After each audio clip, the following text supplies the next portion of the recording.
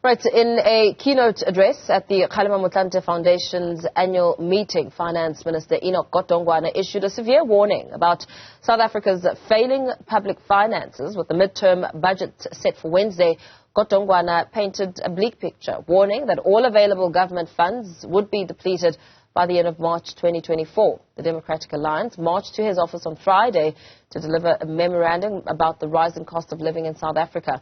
The DA's finance chairperson, Dr. Dion George, joins us now to tell us more. A very good morning to you. Thank you so much for your time. You marched to the office of the finance minister, really just venting your frustrations. Talk to us about what was contained in that memorandum.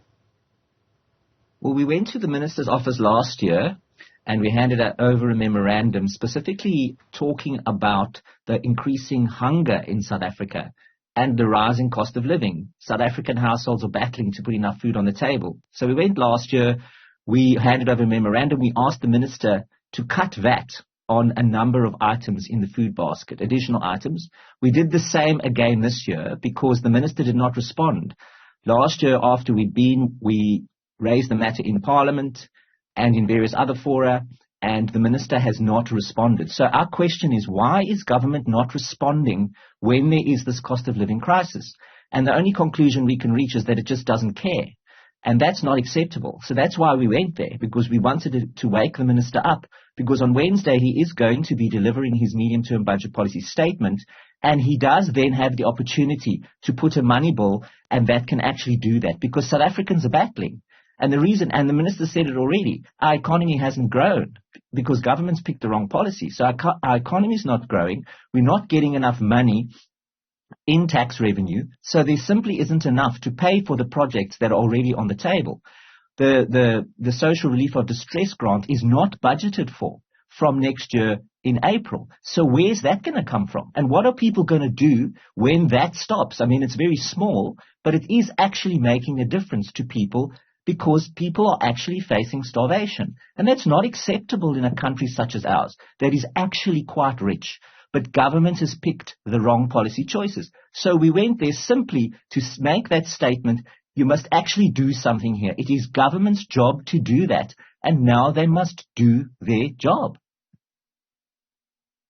Essentially set for what has been described as a very difficult midterm budget, where there's intense speculation on the course that Finance Minister Godongwana might adopt. Talk to us about some of those considerations contained in that memorandum, which you would like to see implemented very quickly. We are going to be tabling our alternative medium-term budget policy statement on Monday morning, but essentially we're looking at 5 key policy areas where there can be a difference. For example, we need our economy to grow, because that's the fundamental problem. We're not growing. We need to resolve the energy crisis, the never-ending blackouts that we've got that are destroying our economy because business can't operate, and then it knocks on. The minister needs to manage debt. It's spiraling upwards. They can do that by cutting back on wasteful spending, for example, on never-ending bailouts that we don't need. There needs to be a new model for the state-owned enterprises. And crucially, what support for vulnerable South Africans is there going to be? The minister can't tax anymore. So what needs to happen is there needs to be better spending of the people's money, and of course measures to accelerate economic growth. And then also the corruption-busting institutions, we need to strengthen them, because we're being grey-listed. That's impacting our economy. We need to sort that out. We need to get financial criminals and hold them to account and put them in jail where they belong. And we can't do that because we're not properly capacitated. Yeah, with very little room to maneuver. I mean, you touched very briefly on the other pressing challenge being the SOE bailouts like Eskom and Transnet, which continue to drain government resources. What's the ideal scenario for these SOEs in your view? Well, you can't just shut them down overnight. I mean, that's unrealistic. But what is possible is you can evolve the model. So the DA's view is that what we need to do is to inject private sector expertise into the state-owned enterprises in the first instance. So what you can do, government as the major stakeholder, it can introduce private sector partnerships and start getting that process going, because government can't actually do this. These state-owned enterprises will never be viable because government is incapable of actually making them viable. So that is our model. if, for example, you look at Eskom, you can inject private sector partnerships in, you can get more energy into the grid, and then you can start evolving it away from the taxpayers' pockets towards a more sustainable way. Because what the problem is if you keep on bailing out something that's never working, there's no incentive to make it more efficient. It's moral hazard that government isn't addressing. So if you just start there, you immediately will see an improvement. So there's no silver bullets here. It's just simply a sensible way to evolve these things so that we can get the value that we want. If they can be valuable, then great. But if they can't, that needs to change. And it's clear that's clearly the case.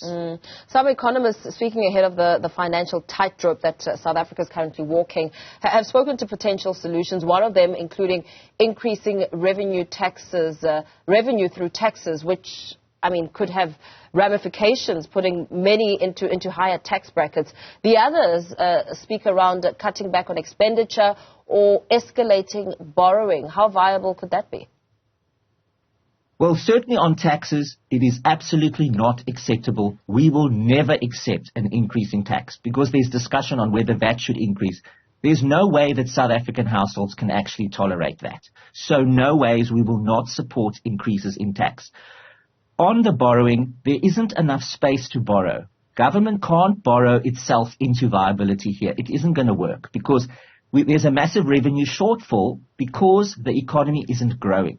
So where we need to focus most importantly is to get the economy to grow. And that means to reposition government in the space. Government sits at the center of the economy. We need to move it out of the way and allow business and enterprise and entrepreneurial activity to happen. That's what you do to incentivize. So there are a number of instruments that the minister can use. Tax, we certainly won't support that. Borrow more, well, where's the space? You've got to have to pay it back. Cut back on expenditure, yes, that is something that he should do. And in fact, I think that process has already begun. But the minister doesn't have the political strength and capital to cut where he needs to cut. Cutting on the periphery, for example, traveling and conferences and things like that, it's going to get nowhere. What needs to happen is you need to cut on the state-owned enterprises, get that model to improve by cutting back on bailouts, and also the public sector wage bill. It's too heavy. So what needs to happen is it needs to be thinned out. So, of course, people on the front line, they must be properly paid and they deserve salaries that they earn, etc. And there's enough space for those increases to happen. But when you've got your millionaire managers who are deployed cadres in positions that aren't adding any value, earning a fortune, that needs to be thinned out because we can't afford to pay for it. That's the problem. With the minister painting a very bleak picture, warning that already all government funds are going to be depleted by the end of March 2024. How crucial will this upcoming mini-budget be, especially considering government's commitment to fiscal consolidation and the potential for economic growth?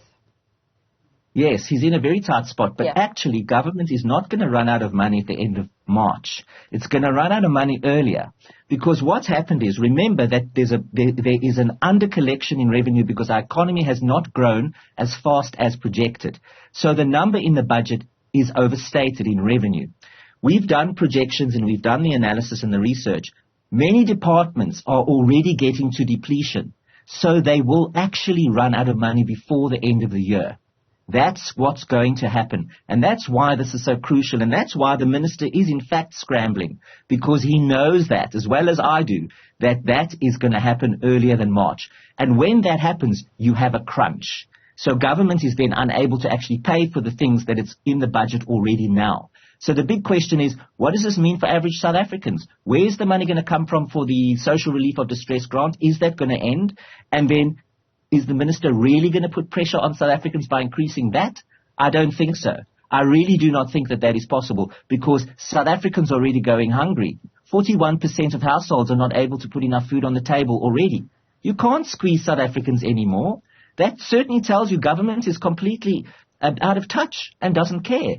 And that's not acceptable. And that's why we did march, because we want to make sure that our voice is clear. We're not going to tolerate this. We've been to the Treasury last year, this year again. We've made it very clear this is what needs to happen. What does this mean for South Africans, average South Africans, who are paying their tax, and everybody pays tax when they pay VAT also? So on Monday, we're going to put our alternative, and on Wednesday, we're going to be watching very carefully, because the minister does have space to maneuver here, but he needs to take bold political decisions, and he's not doing that.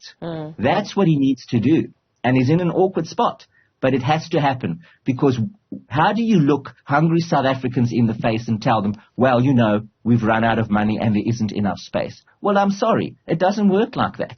That's not the job of government's job, is to make sure that it responds fiscally when there is a cost of living crisis. And if you go to the supermarket and you see what the prices are like, the reason for that, one of the reasons, is because the petrol price is too high, because 33% of the petrol price is in fact tax. Yeah. And where is it going? If you see the value, that's great. But we don't see value. There is no value for money for our tax spend anymore. And that's what needs to be taken into consideration. That's the loud message. So certainly on Monday, we present alternative. Wednesday, we will be there, and we will be very carefully watching to see what the minister does. Does he put on more debt? Does he plan to increase tax? Is he going to cut in the right place? And crucially, how is he going to grow the economy so that it can generate the jobs we need? Yeah. We don't just need growth, we need job-generating growth. Absolutely. Thank you so much for weighing in on this discussion, Minister Enoch Godongwana. Definitely in a very awkward spot, of course, facing an uphill battle ahead of that midterm budget come Wednesday. The DS Finance chairperson, Dr. Dion George, giving us a sense of his party's view.